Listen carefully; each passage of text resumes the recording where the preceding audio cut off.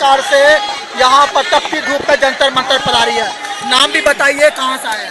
मेरा नाम रोहित है, मैं गाजियाबाद से आया हूँ। आपका नाम? मेरा नाम रितिका है, मैं भी गाजियाबाद से आई हूँ। जी, तो बताइए क्या किन मुद्दों के साथ जंतर मंतर पड़ा रहे हैं, क्या लगता है? तो सबसे इम्पोर्टेंट मुद्दा हम सबको पता है, जो हम सामने भी देख पा रहे हैं कि जो हमारे एजुकेशन मिनिस्टर है धर्मेंद्र प्रधान, उनका रेजिग्नेशन, क्योंकि उनकी जो उनको ड्यूटी दी गई है वो उसको अच्छे से निभा नहीं पा रहे हैं। इस चक्कर में उनका रेजिग्नेशन बहुत इंपॉर्टेंट है इस देश की प्रोग्रेस के लिए।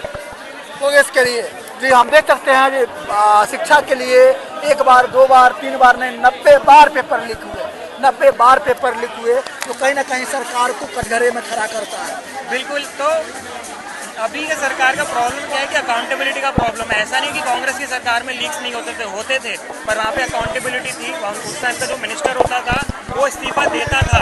पर आज की सरकार का प्रॉब्लम ये है कि इनमें ईगो इतनी है कि जिन लोगों ने उनको इलेक्ट किया है वो लोग अगर उनका इस्तीफा मांग रहे हैं तो वो नहीं दे रहे हैं, क्योंकि सबसे बड़ी प्रॉब्लम ईगो की है और अकाउंटेबिलिटी की है, जो ये सरकार नहीं लेना चाहती है।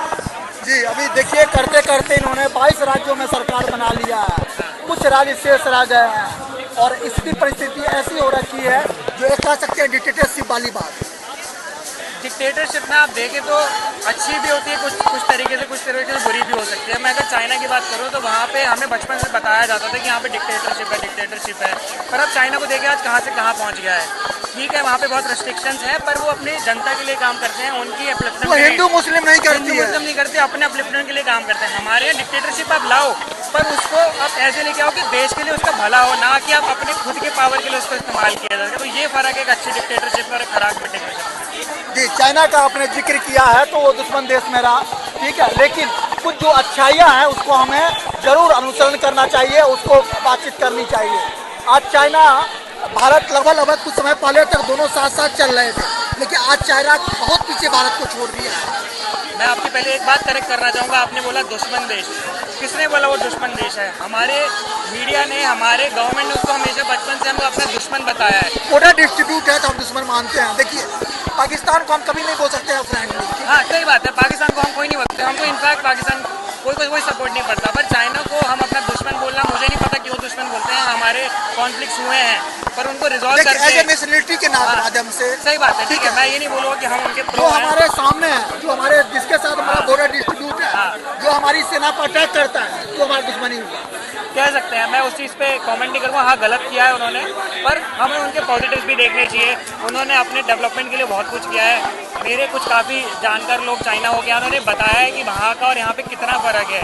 ठीक है, कॉन्फ्लिक्ट्स होते हैं, पर उनको सुधार के अगर हम फ्रेंडशिप की तरफ आगे बढ़ें तो उसमें हमारा भला ही होगा। हम यूएस उस जैसे देश से हम फ्रेंडशिप बना रहे हैं जो हमें आज कोई पूछता, हमें अपनी औकात दिखा चुका है कि हमें बोलता है कि तुम्हारी कोई औकात नहीं है, हम फिर भी उनके पीछे भागते हैं। बट जो देश जिससे हम अपनी फ्रेंडशिप बढ़ानी चाहिए, चाइना जैसे हो गया, जिससे हमें फ़ायदा हो सकता है, वो इस डायरेक्शन में सोचते ही नहीं, क्योंकि हमारा बस यही मकसद है कि नफरत फैलाना। अच्छा चीज़ें करने का हमारे गवर्नमेंट का मकसद ही नहीं है, मेरे को ऐसा लगता है। आपने इंटरनेशनली बात किया है, मैं आपके माध्यम से बता दूँ, जो अभी अमेरिका ने एग्रीमेंट साइन किया है, अब उसकी अगली चाल मैं बता रहा हूँ, मैं सेना से हूँ, मैं जहाँ बता रहा हूँ, जो अगली चाल उसकी ये होगी, वो हमेशा हथियार का बहुत बड़ा सप्लायर रहा है, अब उसको अपनी क्षतिपूर्ति करनी है और इसके लिए अब चाहेगा जो इंडिया भी किसी देश के साथ इन्वॉल्व हो, चाइना भी किसी के साथ इन्वॉल्व हो, और भी बड़े बड़े देश किसी न किसी देश के साथ उसका वार हो, वो इन्वॉल्व हो और उससे हथियार खरीदे, उससे पलट मारे।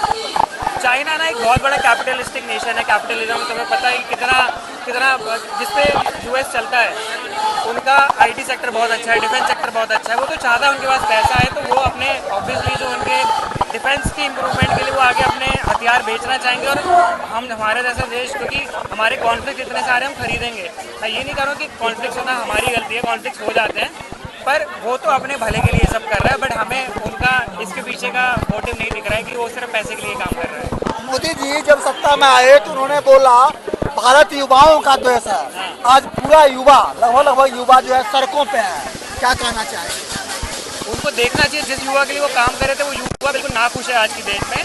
एंड अगर हम चाह रहे हैं कि उनका एक मिनिस्टर रिजाइन करे तो उनको अपनी ईगो पे ना लेके हमारी बात मान लेनी चाहिए, और अगर हमारी बात मानेंगे तो उल्टा हम उनको सपोर्ट करेंगे। हम ऐसा नहीं कि हम एंटी बीजेपी हम हो नहीं गए, पहले मैं सपोर्ट करता था, बट अब मैं हो गया हूँ, क्योंकि सरकार सुनना नहीं चाहती है, वो अपने ईगो पे लेके बैठे कि हम जो कर रहे हैं वही सही है। अगर उनका एक मिनिस्टर रिजाइन कर देता है तो इसमें कौन सी बड़ी बात है? वो भी मांग रहे हैं तो कोई सबूत मतलब कोई reason आधार है पर मांग मांग रहे रहे हैं, हैं ना। आधार पर मांग अरे रहे उनसे हैं। 90 बार गलतियां हुई है, हाँ। 90 बार गलतियां हुई है। अब तो शिशुपाल के पास पहुंचने वाले हैं जो 100 गलतियों के बाद नहीं, उनको मोदी जी जो कह रहे हैं युवाओं का देश है, तो उसकी पहल सबसे पहले मोदी जी को करनी चाहिए। वो 74 ईयर्स के हो गए हैं, वो आज भी जो है प्रधानमंत्री बन के बैठे हैं। क्या उन्होंने ऑफर दिया कि अभी कोई युवा इसके अंदर आ गया है, वो इसको लीड करे?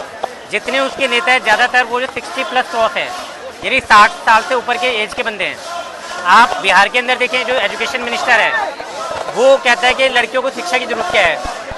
तो ये कहीं ना कहीं ये जो सरकार है, ये सबसे पहले जो टारगेट कर रही है वो एजुकेशन को कर रही है, क्योंकि एजुकेशन आपको बोलने का अधिकार देती है, आपको एक जो है सेंसिबल पर्सन बनाती है, आप क्वेश्चन कर पाते हैं सरकार से। जी मैं थोड़ा क्षमा चाहूंगा, बिल्कुल, बिल्कुल। लग रहा है पीछे कुछ बिल्कुल, हुआ है, मैं बिल्कुल। इसको आता हूँ फिर आपसे लूंगा। आइए आइए तो दिखाइए कैमरा मैन। देख सकते हैं यहाँ पर अरारा करके बीच में कुछ लोग ऐसे हैं जो बच्चे आए हैं। देख सकते हैं आप, यहाँ पर ऐसी कोई बात नहीं हो रही है। हम लाइव भी गए थे, हम यहाँ पर आपको सब चीज दिखा रहे हैं, लेकिन अरारा करके देखिए हो क्या रहा है, हो क्या रहा है यहाँ पर दिखाइए। देखिए यहाँ बीच बीच में रह करके बीच में आप जो है देख सकते हैं इतनी शासन प्रशासन कड़ी सुरक्षा के बीच में ये प्रोटेस्ट हो जा रहा है, लेकिन फिर भी कुछ लोग गलत नैरेटिव, गलत ढंग की वक्तव्य, गलत वर्ड का इस्तेमाल करके इसको डाइवर्ट या कहिए आप इसको अलग दिशा में ले जाना चाहते हैं। लेकिन कुछ लोग आकर के उससे ऐसा ही क्वेश्चन करेंगे और उसका रिएक्शन लेकर के दुनिया को दिखाएंगे। आइए। मेरा नाम नीलम है, मैं वाराणसी से आई हूँ। जी, तो पढ़ाई करती हैं आप? जी, कौन सी क्लास में? मैं बीएड मेरा जस्ट कंप्लीट हुआ है। मैं वेट कर रही हूँ टीचर वैकेंसी की। टीचर वैकेंसी यूपी में बहुत सारे स्कूल बंद हो रहे हैं, उसकी वजह से प्रॉब्लम आ रही है और टीचर्स वैकेंसी नहीं आ रही है। सबसे भी युवा बहुत परेशान है, उनको युवाओं को समर्थन देने आई हूँ मैं। युवाओं को समर्थन देने आए। क्या लगता है आपको देश में इस समय सबसे बड़ी समस्या क्या है? बहुत सारी समस्याएं हैं। हम युवा हैं तो हम ज़्यादा अपने रोजगार से जुड़े हुए मुद्दों को ज़्यादा देख रहे हैं। अभी बहुत मतलब सोशल मीडिया पे रेल से जुड़े हुए आप देख रहे हैं कि युवा जो है रेल कोच में मर रहा है। तो मुझे लगता है कि हर एरिया में ये दिक्कत है, लेकिन क्योंकि अभी ये वाला मुद्दा बहुत तेज़ी से वो हो रहा है, इसको समर्थन मिल रहा है, तो एटलीस्ट जो भी प्लेटफॉर्म मिले युवा को, तो वहाँ पे युवा जाकर अपनी बात को रखे और अपनी आवाज़ को ऊंची करे, सरकार से डिमांड करे। एक तरह से तो मतलब हर एरिया में ही दिक्कत है, तो हर मुद्दे पर ही एक तरह से आंदोलन होना चाहिए, तो सबको आगे बढ़ के, और सिर्फ युवाओं को नहीं, जिस वर्ग को दिक्कत है वो जाके अपनी आवाज़ उठाए, अपनी बात कहे। जी, कुछ लोग यह भी कह रहे हैं ये कॉकरोच पार्टी की भीड़ जो है सोशल मीडिया पर और कुछ समय के लिए है, जबकि हम देख रहे हैं जब आप वाराणसी से चल करके दिल्ली के जंतर मंतर पहुंच गए। कॉकरोच पार्टी हो सकता का भविष्य जो भी हो ये कोई नहीं कह सकता। अभिजीत दीपके जी का भविष्य जो भी हो कोई कुछ नहीं कह सकता, लेकिन ये जो शिक्षा का मुद्दा है, रोजगार का मुद्दा है, ये दीपके और सीजेपी तक सीमित नहीं है, ये बहुत बड़ा मुद्दा है। अगर कल को सीजेपी नहीं रहती है, अभिजीत दीपके जी नहीं रहते हैं, गायब हो जाते हैं या वो एक्टिव नहीं रहते हैं, तब भी युवा जो है वो शिक्षा का मुद्दा उठाता रहेगा, क्योंकि वो तो परेशान है ना। ये किसी सिर्फ पार्टी तक ये आंदोलन सीमित नहीं है, और यहाँ पे हर कोई कॉकरोच पार्टी को सपोर्ट करने नहीं आया है, मुद्दे को सब लोग सपोर्ट करने आए हैं, जो कि शिक्षा और रोजगार से जुड़ा हुआ है, जो भी मेन पॉइंट ये है। मतलब शिक्षा को एक मोटिव है, एक व्यवस्था है, एक प्रॉब्लम है, जिसको दूर करने के लिए आप लोग जंतर मंतर पर प्रोटेस्ट करने के लिए इस समय समर्थन देने आई है। एग्जैक्टली, आपका क्वेश्चन बहुत अच्छा था कि कल को सीजेपी अगर नहीं रहती है या फिर तो क्या होगा इसका भविष्य, इस आंदोलन